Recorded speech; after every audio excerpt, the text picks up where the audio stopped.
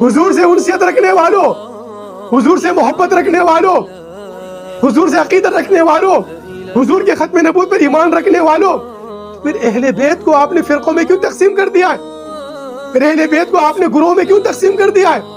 اہل بیت کو آپ نے ایک مخصوص طبقے کے حوالے کیوں کر دیا ہے؟ حسین منی کون فرما رہا ہے؟ وہ مصطفیٰ فرما رہا ہے، وہ فرمان مصطفی بھی ہے، جس کے فرمان نے کہا کہ لا نبی بعدی، میرے بعد کوئی نبی نہیں، تو ہم تو تسلیم کرتے ہیں نا، ہم سب مانتے ہیں نا کہ حضور کے بعد کوئی نبی نہیں۔ پھر وہ حضور فرما رہے ہیں امام حسین کے بارے میں، اللہم صلی علی محمد، اللہ کی طرف سے ہم سلام بھیج رہے، اللہ